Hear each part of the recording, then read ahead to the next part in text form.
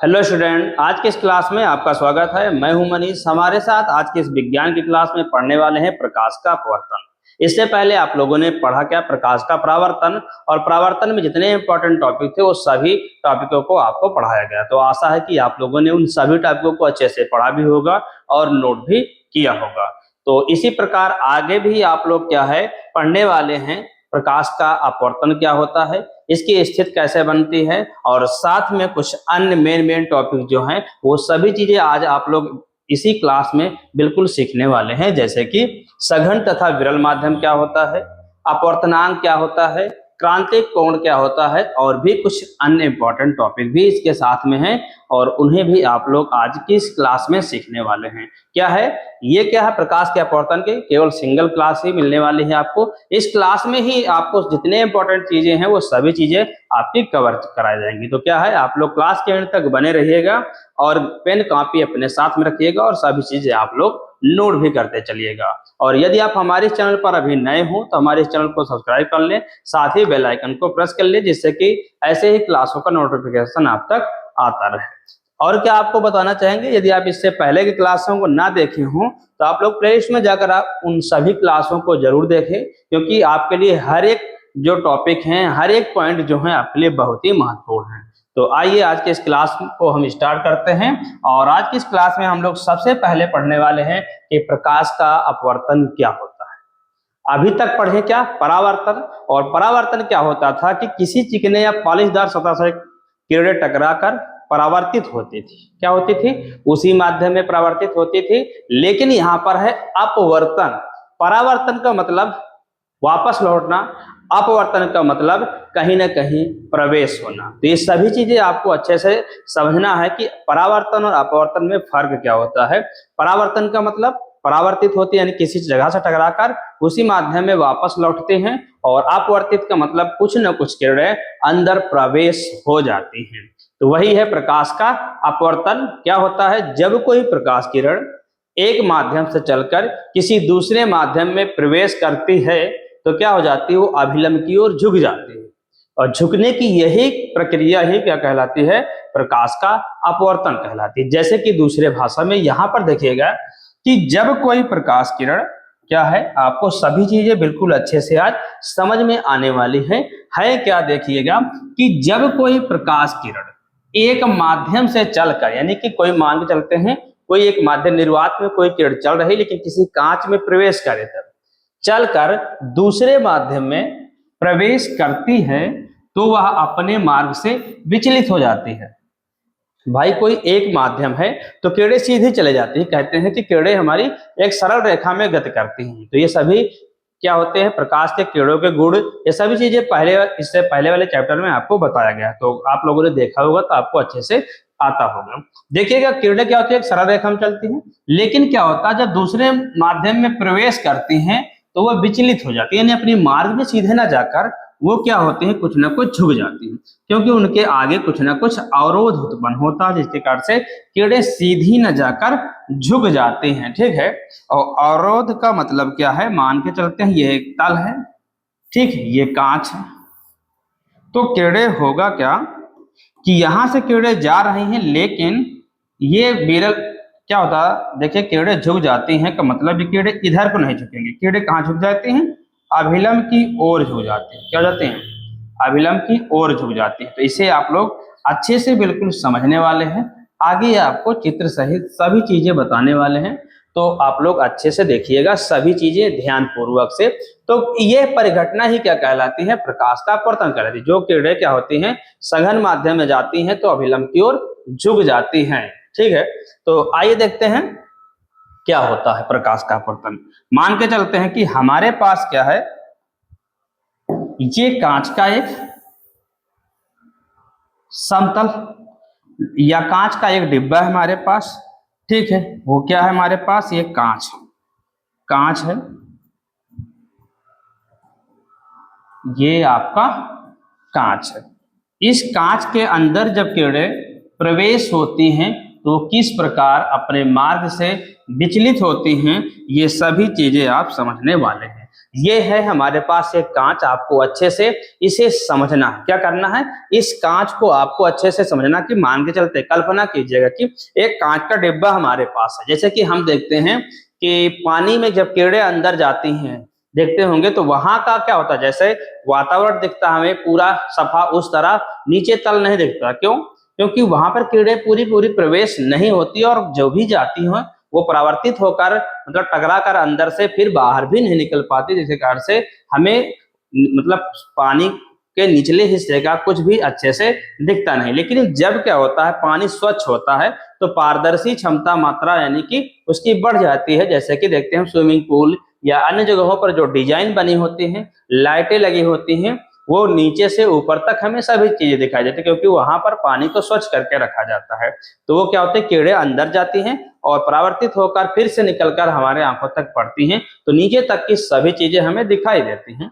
तो यहाँ पर पढ़ेंगे क्या हम, प्रकाश का अपवर्तन। और अपवर्तन में क्या है, मान के चलते हैं कि एक प्रकाश किरण यहां से चलकर आती है और इसके इस कांच के इस तल पर टकराती है। तो टकराने के बाद वो सीधी न जाकर क्या हो जाती है, अभिलंब की ओर झुक जाती है। कहाँ झुक जाती है, अभिलंब की ओर झुक जाती है। तो अभिलंब हम मानेंगे कि ये हमारे पास एक अभिलंब है, अभिलंब की ओर झुक जाती है। तो किरण सीधी न जाकर कहाँ झुक जाती है, अभिलंब की ओर झुक जाती है। क्यों? क्योंकि कांच का कुछ ना कुछ अपवर्तनांक है, यानी कि इसी प्रकार मतलब जो भी पदार्थ है, या पानी हो या कांच हो, हीरा हो, कुछ भी हो, तो उसका कुछ ना कुछ अपवर्तनांक होगा। तो क्या होगा, कीड़े जब निर्वात से होकर अंदर जाएंगी, अर्थात विरल माध्यम से जब सघन माध्यम में कीड़े जाती हैं, तो ये विरल माध्यम है हमारा, मान के चलते हैं ये हमारे पास ये विरल माध्यम है। तो ये जो है कांच वो सघन माध्यम है। क्या है, सघन माध्यम होता है। तो कीड़े क्या होते हैं, जब कोई प्रकाश किरण विरल माध्यम से चलकर सघन माध्यम में प्रवेश करती है तो वो अभिलंब की ओर झुक जाती है। ये झुकने की ही परिघटना ही क्या कहलाती है, प्रकाश का अपवर्तन कहलाता है। तो इसमें होता क्या है कि आप ध्यान से देखिएगा, जो किरणें हैं ये, तो इन किरणों को बोलते क्या है और इनके द्वारा जो कोण बनता है उसे क्या कहते हैं, ये भी देखेंगे। देखिएगा ये है, तो ये किरण तो है, इस किरण को हम बोलते हैं क्या, आपतित किरण। आप लोगों ने पढ़ा होगा अच्छे से आपतित किरण, इससे पहले वाले परावर्तन की क्लास में बताया गया। देखिएगा, जो किरणें उस दिशा में वापस लौटती हैं उसे तो हम बोलते थे परावर्तित किरण, लेकिन जब किरणें अंदर प्रवेश कर जाती हैं तो उन किरणों को हम बोलते हैं अपवर्तित किरण। अपवर्तित किरण, इन किरणों को अपवर्तित किरण बोलते हैं। इधर भी हम लिख सकते हैं, ठीक है। जिस पृष्ठ से किरणें अपवर्तित होती हैं उस पृष्ठ को क्या बोलते हैं हम, आपतन बिंदु बोलते हैं। क्या बोलते हैं, आपतन बिंदु।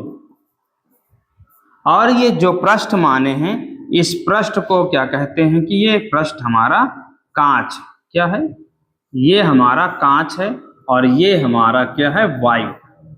ये हमारा क्या है, वायु है। तो इस प्रकार इसमें ये स्थित क्या हो गई, ये विरल हो गई, ये सघन माध्यम हो गया। जब प्रकाश किरण यहां से चलकर इस बिंदु से टकराकर क्या होता है, यानी कि कांच है, कांच के अंदर प्रवेश करती है तो सीधे न जाकर क्या होती है, थोड़ा झुक जाती है, यानी कि अभिलंब की ओर किरणें झुक जाती हैं। ठीक, तो इसे झुकने की संपूर्ण प्रक्रिया को क्या बोलते हैं, प्रकाश का अपवर्तन बोलते हैं। इसे क्या बोलते हैं, अभिलंब। क्या बोलते हैं, अभिलंब। ये प्रकाश किरण यहां से जो चल के है ए से बिंदु बी पर टकरा कर क्या होती है, अभिलंब की ओर झुकते हुए, ठीक है, अंदर प्रवेश करती है। ये अभिलंब हमारा क्या है, इसको मान लेते हैं हम m और इसे मान लेते हैं n। तो इस प्रकार आपको चित्र भी बनाना है और अच्छे से समझना है। इसमें होता क्या, देखिएगा, आने वाली किरण आती है और कांच के डिब्बे या कांच में क्या होती है, प्रवेश करती है, तो किरण सीधे ना आकर कहाँ हो जाती है, झुक जाती है थोड़ा सा। ठीक है, क्यों झुकती है, क्योंकि इस माध्यम के सापेक्ष इस माध्यम मत का अपवर्तनांक ज्यादा है, अर्थात ये विरल है, ये सघन है। तो सघन में किरणें जब प्रवेश करती हैं तो वो अभिलंब की ओर झुक जाती हैं, ये आपको पता होना चाहिए। तो आशा है कि आपको ये चीजें समझ में आ गई होंगी। यदि समझ में आ गई है तो चलते हैं आगे। देखिएगा, इसमें आपको जो चीजें लिखना है जैसे कि वो भी लिख सकते हैं कि आपतित किरण क्या है। ये इसमें अभी एक चीज आपको नहीं बताया, क्या है? कोण जो बनता है, इस कोण को बोलते हैं क्या है? इस कोण को बोलते हैं हम आपतन कोण। ये भी ध्यान से देखिएगा, आपतन कोण। और देखना है कि इसके बीच बने कोण को बोलते हैं कोण आर। इसे क्या बोलते हैं? अपवर्तन। क्या बोलते हैं? अपवर्तन कोण।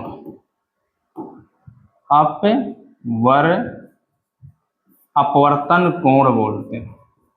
ठीक है। क्या था? जब किरणें परावर्तित होती थी तो उसे हम क्या बोलते थे? परावर्तन कोण। लेकिन यहाँ किरणें अंदर प्रवेश करती हैं तो वो क्या होता है? अपवर्तित, वो अपवर्तन कोण बनाता है। तो आइए चलते हैं। इसमें तो आपको लिखना समझ में आ गया होगा कि यहाँ से किरणें टकराती हैं आपतन बिंदु पर, अभिलंब की ओर प्रवेश करती हैं, तो आने वाली किरण AB को क्या बोलते हैं? आपतित किरण। ठीक है। और क्या है? अभिलंब की ओर झुककर जाने वाली किरण BC को बोलते हैं अपवर्तित किरण। आप अभिलंब व आपतित किरण के बीच बने कोण को आपतन कोण कहते हैं, और अपवर्तित किरण व अभिलंब के बीच बने कोण को क्या बोलते हैं? अपवर्तन कोण बोलते हैं। तो ये हो गया है। इसके आगे हम चलते हैं। ये देखिए, प्रकाश के अपवर्तन का नियम। देखिए, जैसे आपने देखा क्या कि प्रकाश का परावर्तन के दो नियम होते थे। कौन कौन? प्रकाश के दो नियम होते थे, उसी प्रकार के अपवर्तन के भी आपके दो नियम हैं। उसमें पहला नियम क्या था कि आपतित किरण, अभिलंब व परावर्तित किरण तीनों एक ही तल में होते। क्या है? आपतित किरण कामा परावर्तित किरण व अभिलंब तीनों एक ही तल में होते हैं, पहला नियम है। उसी प्रकार इसमें भी आपका पहला नियम सेम है, लेकिन दूसरा नियम कुछ अलग है। अलग क्या है? आइए देखते हैं। आपतित किरण, अपवर्तित किरण व आपतन बिंदु पर डाला गया अभिलंब एक ही तल में होते हैं। ये तो ठीक है कि किसी कांच पर टकराती हैं तो वो तीन के तीनों किसी न किसी एक पृष्ठ से मतलब है, वहां से एक ही तल में होती है। तो पहला नियम दोनों में सेम है, खाली फर्क क्या है कि यहाँ पर अपवर्तित किरण है और परावर्तन में क्या होता है? परावर्तित किरण है। इतना आपको ध्यान देना, दोनों में एक नहीं लिख के आना है, आपको लिखना क्या है? चेंज करके रखना, अपवर्तित और परावर्तित। लेकिन दूसरा नियम है कुछ अलग और बहुत खास भी है। ये स्पेशल अलग से भी पूछा जाता है। वो किस प्रकार पूछा जाता है अभी हम आपको बताते हैं। तो ध्यान से देखिएगा कि दूसरा नियम क्या होता है? आपतन कोण की ज्या। आपतन कोण की ज्या, ज्या का मतलब साइन होता है, और आपतन कोण को लिखते हैं आई से। तो यहाँ पर जो आपतन कोण की ज्या होगी वो क्या हो जाएगी? आपकी साइन आई। क्या हो जाएगा? साइन आई। अपवर्तन कोण की ज्या जो हो जाएगी वो हो जाएगी साइन आर। अपवर्तन कोण की ज्या का अनुपात एक नियतांक के बराबर होता है। क्या होता है? एक नियतांक के बराबर होता है। ये आपका दूसरा नियम होता है। और इस नियम को क्या बोलते हैं? इस नियम को स्नेल का नियम भी कहते हैं। इस नियम को स्नेल का नियम कहते हैं। नियम कहते हैं। ये हो गया है। और वो होता क्या है ये स्नेल का नियम? ध्यान से देखिएगा कि जो क्या है, sine i upon sine r जो है वो किसके बराबर होता है? एक अपवर्तनांक के बराबर होता है। म्यू से भी लिखते हैं और एन से भी लिखते हैं, मतलब कि ऐसे भी लिखते हैं sine i upon sine r बराबर एन। तो इस प्रकार कुछ लिखते हैं। तो एन जो है, तो जो नियतांक है हमारा वो क्या है? जो नियतांक है हमारा वो क्या है? एन। और इसे लिखते हैं, ये नियतांक है, ठीक है, और इसे हम अपवर्तनांक भी बोलते हैं। तो यहां पर लिखना है आपको formula sine i upon sine r, और जहां एन क्या है? एक अपवर्तनांक, या इसे अपवर्तनांक कहते हैं। अपवर्तनांक क्या है? ये अपवर्तनांक। तो ये चीजें आपको अच्छे से समझ में आ गई होंगी। तो इसका स्क्रीनशॉट लेना है आप, तो इसका भी स्क्रीनशॉट ले लीजिएगा। तो आप लोग क्या इन सभी चीजों का स्क्रीनशॉट लेते चलिए, जिससे कि आप लोग नोट कर सकें अच्छे से। तो इसका भी स्क्रीनशॉट ले लीजिएगा और इस वाले का भी, ठीक है। और क्या आपको लेना है? ये वाले भी पॉइंट का। तो इतना हो गया। अब आगे चलते हैं हम लोग, आगे देखते हैं कि क्या है। तो ध्यान से देखिएगा, सघन तथा विरल माध्यम। अब माध्यम कैसा है? ये किरणें क्या होती हैं कि निर्वात से जब विरल माध्यम से जब सघन माध्यम में जाती हैं तो अभिलंब की ओर झुक जाती हैं, ये हम जानते हैं। लेकिन ये होता क्या है सघन और विरल माध्यम? ठीक, तो ये हम समझते हैं कि जिस माध्यम में प्रकाश की चाल अधिक हो वह माध्यम विरल कहलाता है। मान लेते हैं जब दो माध्यमों की तुलना होती है तब ये हम कह सकते हैं। क्या कह सकते हैं? जब दो माध्यमों की तुलना होती है तब हम कह सकते हैं कि जिसमें प्रकाश की चाल अधिक होती है उसमें क्या होता है कि वो माध्यम जो है विरल माध्यम है। चाहे वो कांच जल हो, वायु कांच हो या जल कांच हो, उन सभी में जिसमें भी प्रकाश की चाल अधिक होगी वो उसके एक के सापेक्ष दूसरा क्या हो जाएगा? विरल माध्यम हो जाएगा। ठीक है, जैसे कि हम कहें वायु और कांच, तो वायु में प्रकाश की चाल ज्यादा होगी और कांच में प्रकाश की चाल कम होगी। वो क्यों होगा? क्योंकि वायु का जो अपवर्तनांक है वो होता है 1 और जो जल का अपवर्तनांक होता है वो होता है 1.33। क्या होता है? 1.33। यानी कि इसके सापेक्ष ये विरल हो गया। क्या हो गया? विरल। और ये हो गया सघन माध्यम। क्या हो गया? सघन माध्यम। ठीक है, तो आज आप लोग बहुत ही अच्छे तरीके से सीखने वाले हैं। शायद इस तरह आपको क्लास नहीं मिली होगी जैसे कि आज आपको क्लास पूरी मिलने वाली है। तो देखिएगा, वायु जो होता है उसका अपवर्तनांक 1 होता है और जो जल होता है उसका अपवर्तनांक 1.33 होता है। तो ये सीधा सीधा हमें पता है कि जब वायु में किरणें जाएंगी तो कुछ ना कुछ कम बल लगाना होगा, जिसके कारण से किरणें ज्यादा भागेंगी। ठीक है, लेकिन जब जल में जाएंगे तो उसकी क्षमता यानी घनत्व तो ज्यादा है, जिसके कारण से उसमें किरणें जाएंगी तो कुछ ना कुछ ज्यादा अवरोध उत्पन्न करेंगे, जिसके कारण से किरणें सीधी न जाकर थोड़ा विचलित ज्यादा होंगी, तो वहां पर किरणें थोड़ा स्लो हो जाएंगे इसके सापेक्ष। तो क्या हो जाएगा? तो वायु जल के सापेक्ष क्या है? विरल माध्यम, और जल क्या है आपका? सघन माध्यम हो जाएगा। वही यहां पर दिया गया है, जिस माध्यम में प्रकाश की चाल अधिक हो वह माध्यम विरल होता है। क्या होता है? वह माध्यम विरल होता है। ये माध्यम जो है, ये माध्यम क्या हो जाएगा आपका? विरल माध्यम हो जाएगा। लेकिन क्या है, जिस माध्यम में प्रकाश की चाल कम हो वो क्या हो जाएगा? सघन हो जाएगा। क्या कहलाएगा? वो सघन माध्यम होगा, क्योंकि वहां पर प्रकाश की चाल कम हो गई, यानी कि किरणें विचलित हो जाती हैं। तो वो माध्यम क्या कहलाता है? सघन माध्यम कहलाता है। ठीक है, तो ये हो गया सघन तथा विरल माध्यम। अब क्या है, जैसे कि अभी हमने आपको बताया कि ये कांच है हमारे पास, ये कांच है, ये कांच है, इसके सापेक्ष ये वायु है, ये परावर्तक पृष्ठ है, दोनों को अलग अलग विभाजित करने वाले। तो यहाँ पर किरणें जो होंगी उसमें इसकी चाल क्या होगी? इसकी चाल जो होगी वो क्या होगा? इसकी चाल से अधिक होगा। क्या हो जाएगा? V1, ये V2 मानेंगे तो यहाँ पर जो होगा V1 क्या हो जाएगा? V1 की चाल V2 से अधिक होगी। क्या होगी? V2 से अधिक होगी। तो ये चीजें आपको अच्छे से समझ में आ गई होंगी, तो इसका भी आप लोग स्क्रीनशॉट ले लीजिएगा। और चलते हैं अगले पॉइंट पर। अगला पॉइंट आपका क्या है? ये निरपेक्ष अपवर्तनांक। देखिएगा, अभी आपको क्या बहुत सारी चीजें, इंपॉर्टेंट चीजें मिलने वाली हैं। ठीक है, निरपेक्ष अपवर्तनांक, सापेक्ष अपवर्तनांक, अपवर्तनांक, ठीक है, का प्रकाश से संबंध क्या है या प्रकाश की चालों में संबंध क्या है, अपवर्तनांक क्या है, ठीक है, और वास्तविक गहराई, ऊंचाई, और क्या है आप लोग, ये सभी चीजें बिल्कुल क्रांतिक कोण क्या है, ये सभी चीजें बिल्कुल अच्छे से सीखने वाले हैं। इसीलिए हम कह रहे हैं कि क्लास के एंड तक बने रहिएगा। आपकी एक क्लास क्या है? आज की बहुत ही खास है आपके लिए, क्योंकि आज की इस क्लास में वो अपवर्तन पूरा कंप्लीट हो जाएगा। ठीक है, तो ये हो गया। चलते हैं अगले पॉइंट पर हम लोग।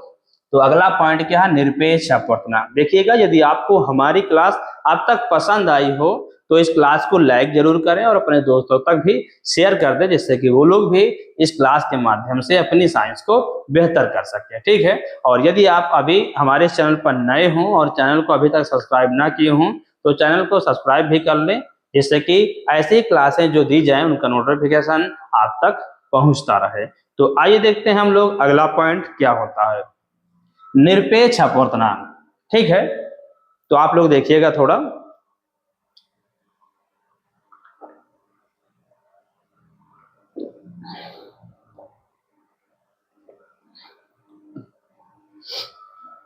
तो देखते हैं निरपेक्ष अपवर्तनांक। देखिए, दो प्रकार के अपवर्तनांक होते हैं। एक अपवर्तनांक होता है निरपेक्ष अपवर्तनांक, दूसरा होता है सापेक्ष अपवर्तनांक। निरपेक्ष का मतलब सिर्फ सीधा वो सिंपल, जैसे कि देखते हैं क्या होता है। जब प्रकाश का अपवर्तनांक निर्वात से किसी अन्य माध्यम में होता है तो निरपेक्ष अपवर्तनांक कहलाता है।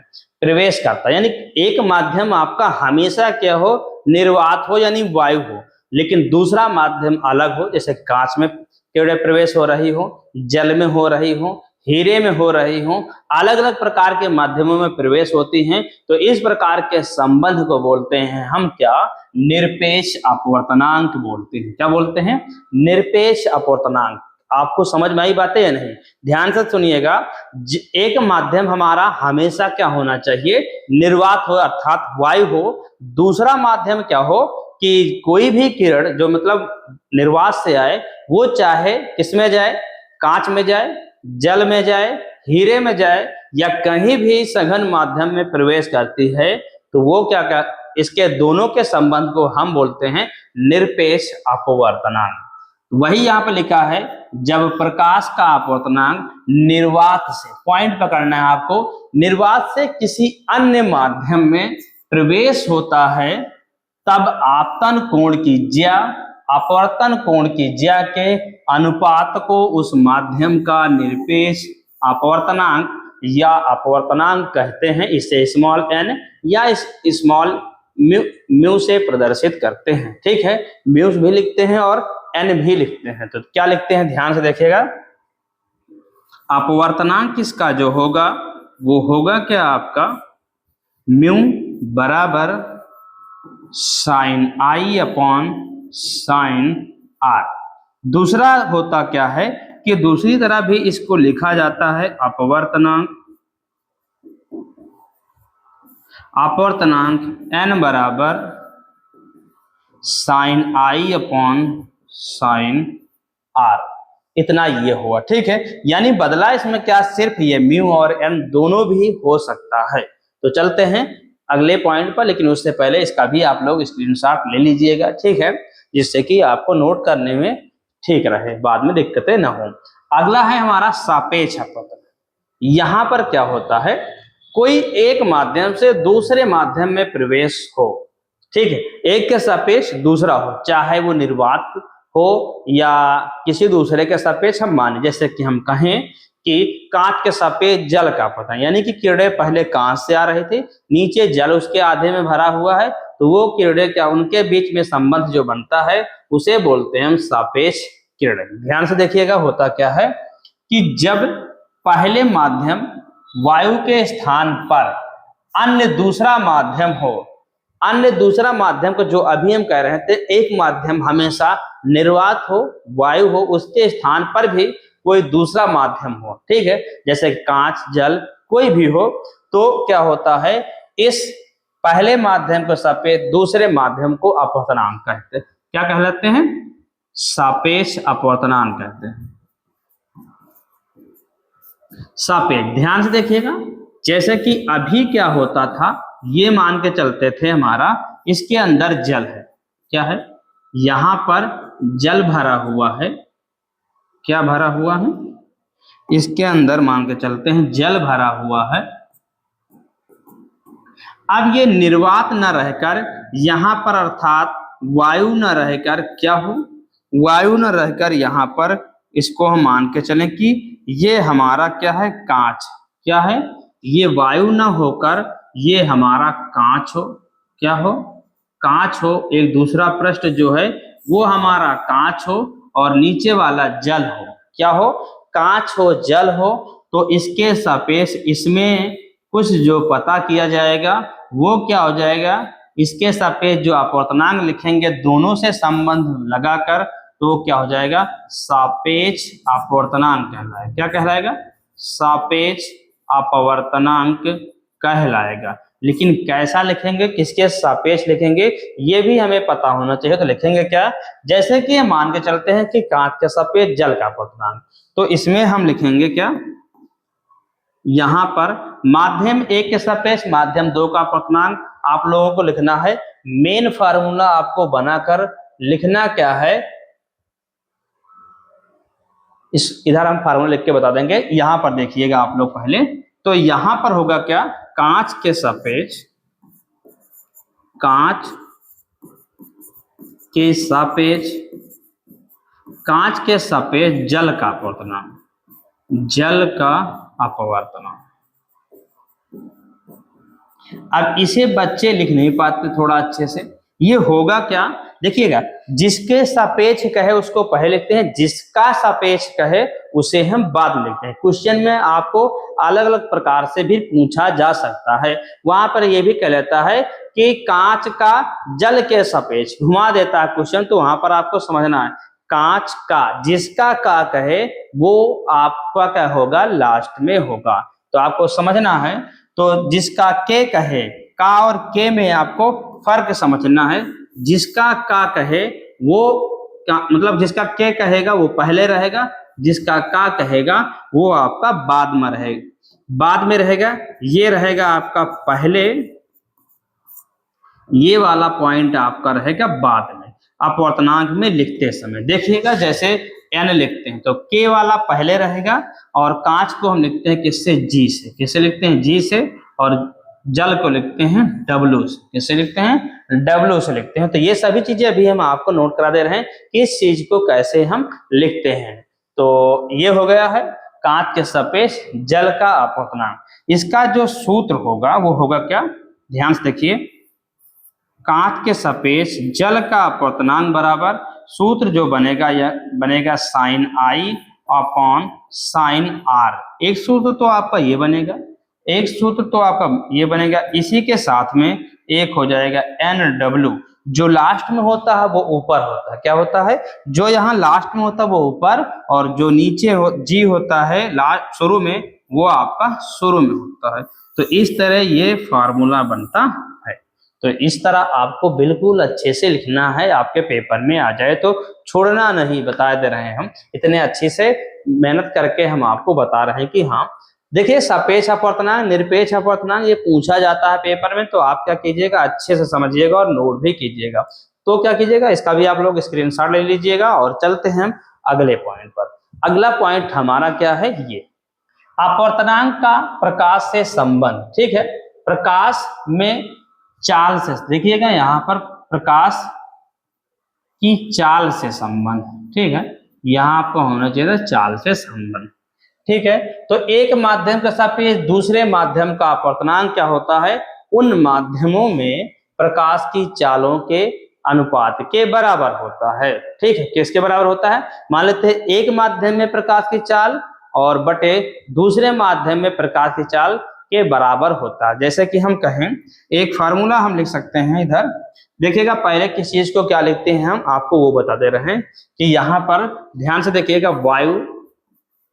वायु निर्वात,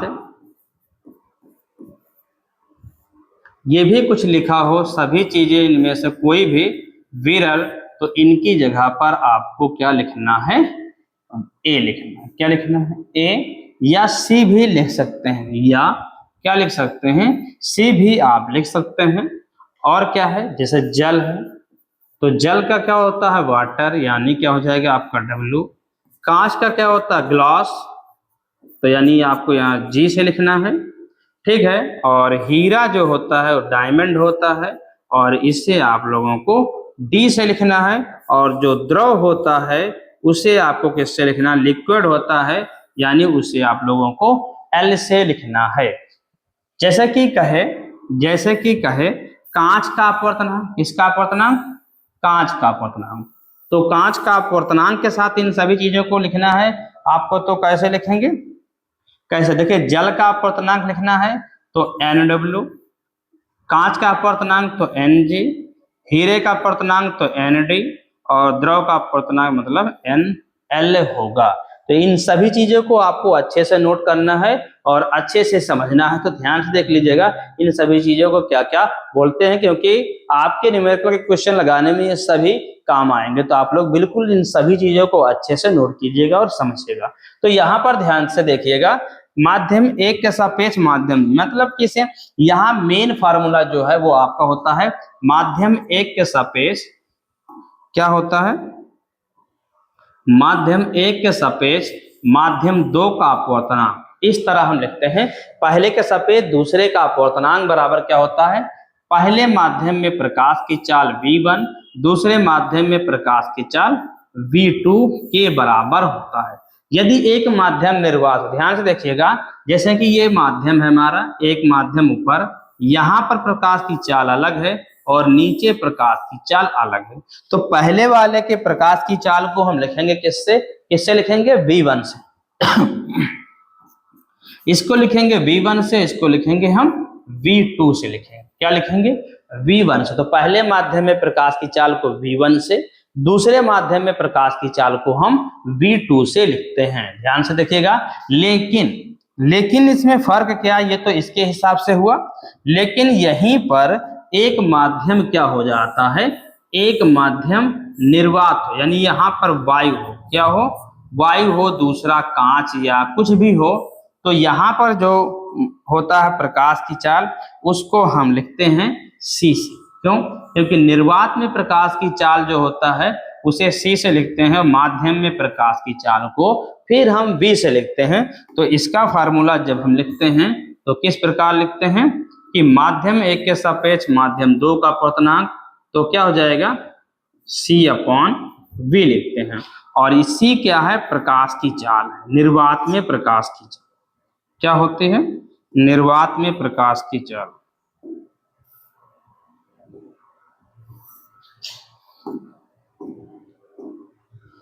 क्या होता है, निर्वात में प्रकाश की चाल जो होती है वो होती C, और C बराबर मान आपका जो होता है वो 3 × 10⁸ मीटर प्रति सेकेंड होता है। इससे संबंधित बिल्कुल विस्तार से हम क्या पहले क्लास में आपको बताया है, तो यदि आप उन क्लास को देखे हैं तो आपको बिल्कुल अच्छे से ये पता होगा। ठीक है, तो ये हो गया आपका अपवर्तनांक और का प्रकाश की चाल में संबंध क्या होता है। ठीक है, तो इसका भी आप लोग स्क्रीनशॉट ले लीजिएगा, इन सभी चीजों क्योंकि आपको नोट करना है और समझना है। तो आइए चलते हैं अगले पॉइंट पर। अगला पॉइंट आपका क्या है, ये देखिएगा, आपको पता होना चाहिए कि अपवर्तनांक किस चीज का क्या होता है। तो ध्यान से देखिएगा, वायु का जो होता है 1.0003 होता है, लेकिन लिखते हैं सिर्फ हम 1 है। बर्फ क्या होता है 1.31, यानी कि जल से थोड़ा कम होता है। क्या होता है, जल से थोड़ा कम होता है। जल का अपवर्तनांक 1.33 होता है, इसे और भी लिखते हैं 4/3 से।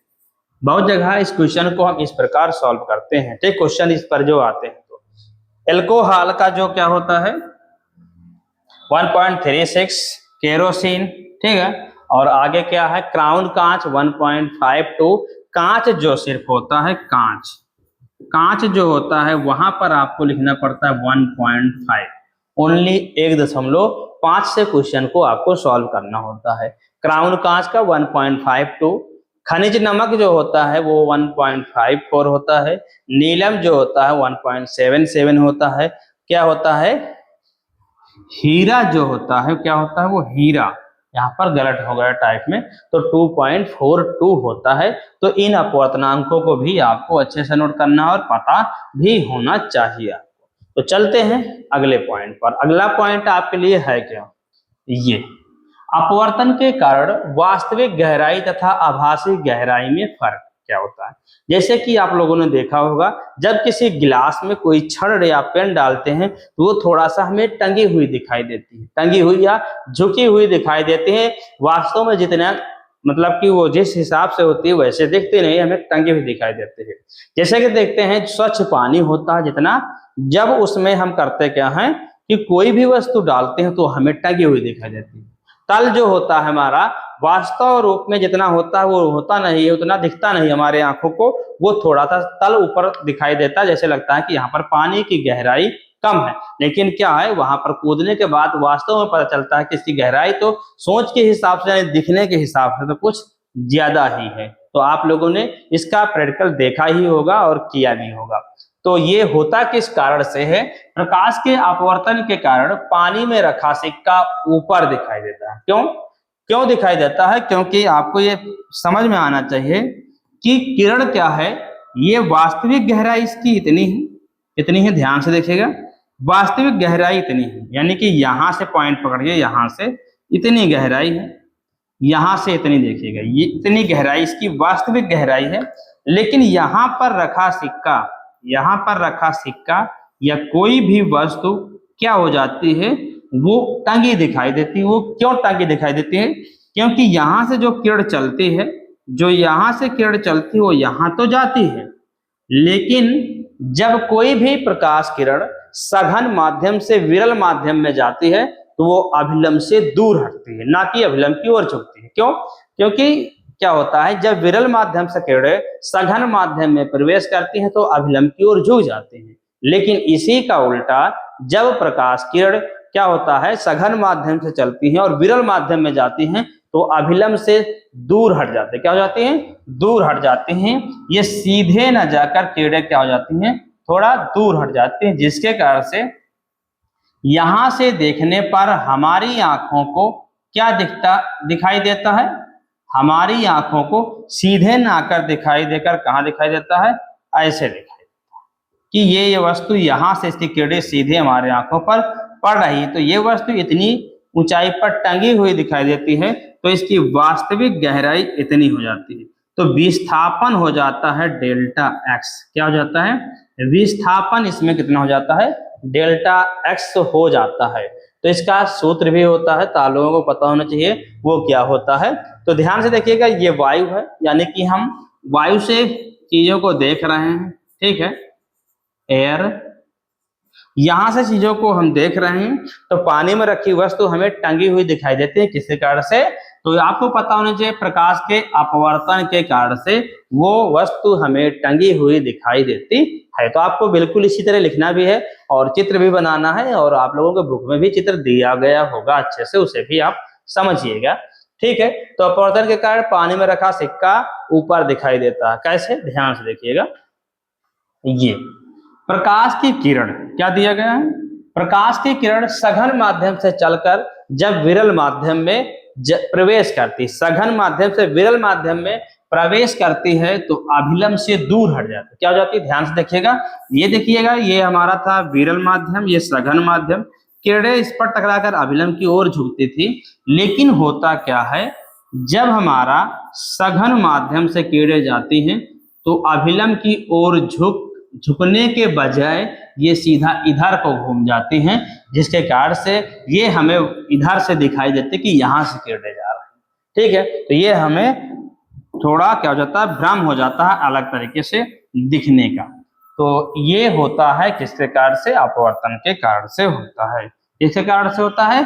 अपवर्तन के कारण से होता है। तो देखिएगा, प्रकाश की किरण सघन माध्यम से चलकर विरल माध्यम में प्रवेश करती हैं तो अभिलंब से दूर हट जाती हैं, जिसके कारण से बाहर से देखने पर हमें दिखाई क्या देती हैं, वो उनकी ऊंचाई मतलब वस्तुएं हमें उठी हुई दिखाई देती है। यहां से देखने पर ये उठी हुई दिखाई देती हैं। तो आशा है कि आपको चीजें अच्छे से बिल्कुल समझ में आ गई होंगी।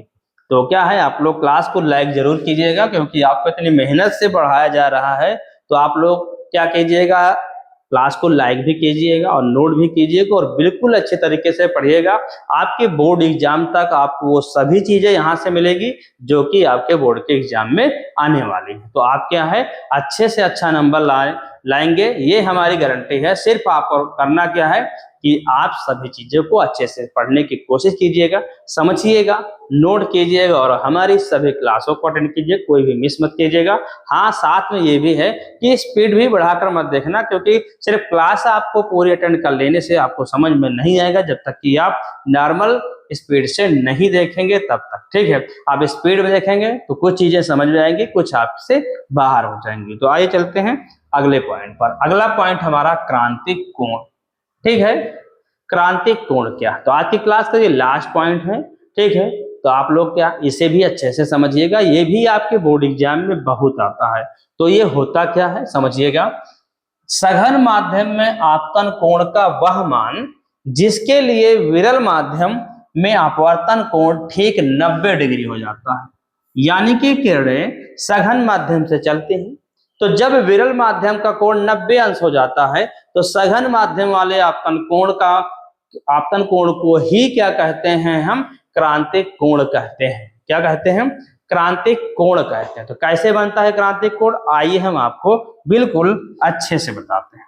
देखिएगा, ये हमारे पास है माध्यम, एक माध्यम ये है और एक माध्यम ये है। यहां से माध्यम को प्रवर्तक मतलब कि पृष्ठ को डिवाइड कर रहे हैं, मतलब दो माध्यमों में P और Q, P और Q, P और Q। ठीक है, इतना ये हुआ। तो ये माध्यम हमारा हो गया विरल यानी वायु, और ये माध्यम हो गया हमारा सघन यानी ये मतलब इस क्या है, थोड़ा सा सघन है और इसमें किरणें थोड़ा स्लो चलते हैं।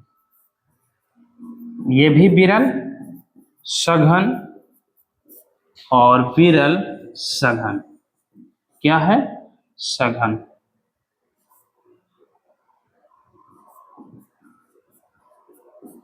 अब आपको समझना है कि किरणें होती क्या। जब कोई प्रकाश किरण सघन माध्यम से विरल माध्यम में जाती है तो आपको पता है कि किरणें सीधी न जाकर थोड़ा ना थोड़ा झुक जाती हैं। कहाँ, अभिलंब से दूर झुक जाती है, मतलब अभिलंब से दूर हटते ना कि अभिलंब की ओर झुकते हैं। ये नियम है। ठीक है, इसी प्रकार जब किरणें थोड़ा और तेज होती हैं तो क्या होता है कि ये यहां पर जाती हैं और एक ऐसी स्थिति होती है कि किरणें बिल्कुल सीधे ना जाकर वो कहां चली जाती हैं, कहां चली जाती हैं, वो इधर मुड़ जाती हैं, ऐसे इस दिशा में। तो जब स्थिति क्या बना दे, जब स्थिति ये 90 अंश हो जाता है तो देखिएगा इस कोण को I बोलते हैं और इस कोण को R बोलते हैं। तो इसमें होता क्या है, जब किरणें क्या होती हैं सघन माध्यम से विरल माध्यम में जाती हैं और अपवर्तन कोण क्या हो जाता है, 90 अंश हो जाता है, तो आपतन कोण I जो होता है उसे क्या कहते हैं, हम क्रांतिक कोण कहते हैं। और ये किसके बराबर होता है, थीटा सी या सी से इसे लिखते हैं। किससे लिखते हैं हम, सी से लिखते हैं, क्रांतिक कोण सी से। इसमें एक और भी महत्वपूर्ण पॉइंट है, जब किरणें पूरी की पूरी परावर्तित हो जाए, सघन माध्यम से जाएं और उसी माध्यम में वापस किरणें लौट आती हैं तो क्या होता है, किरणें सीधे न जाकर उसी माध्यम में वापस लौट आती हैं तो इसे क्या बोलते हैं, इसे क्या बोलते हैं। देखिएगा ये कोण I और कोण ये फिर R हो जाएगा अंदर के तरफ से। तो ये स्थिति होती है जो इसे बोलते हैं पूर्ण आंतरिक परावर्तन, पूर्ण आंतरिक परावर्तन। पूर्ण आंतरिक परावर्तन होता जैसे हमें दिखाई देता है रोड पर चिकने सतहों में गर्मी में क्या है, जल भराव जिसे कहते हैं मरीचिका। ठीक, वो पूर्ण आंतरिक परावर्तन के कारण से ही होता है। किरणें क्या होती हैं, टकरा कर तुरंत वापस लौटती हैं और हमारी आंखों पर पड़ती हैं तो हमें दिखाई देता है क्या कि वहां पर पानी भराव है, और ये भ्रम जो होता है उस भ्रम को ही मरीचिका कहते हैं। तो ये आपको समझ में आया होगा कि ये है क्या आपका, ये क्रांतिक कोण है क्रांतिक कोण है, ठीक है। और क्रांतिक कोण को हम लिखते हैं थीटा सी से या केवल सी से लिखते हैं। तो इसका भी आप लोग क्या कीजिएगा, स्क्रीनशॉट ले लीजिएगा और क्या है, इसे भी आप लोग अच्छे से नोट करिएगा, ये तो बहुत ही इंपॉर्टेंट है आपके पेपर के लिए, ठीक है। अब आपको देखना कि क्रांतिक कोण का सूत्र क्या होता है। क्रांतिक कोण, क्रांतिक कोण को लिखते हैं हम थीटा सी से या हम सी से लिखते हैं। तो क्रांतिक कोण व अपवर्तनांक में संबंध क्या, क्रांतिक कोण, क्रांतिक कोण व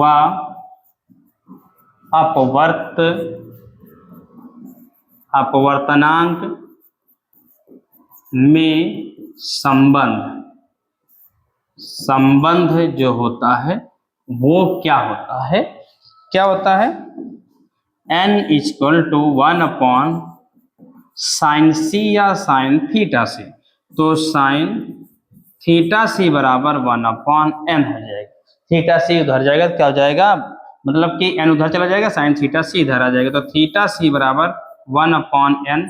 यदि इधर से हम साइन हटाएं तो क्या हो जाएगा, ये उधर जाएगा तो हो जाएगा साइन इनवर्स 1/n।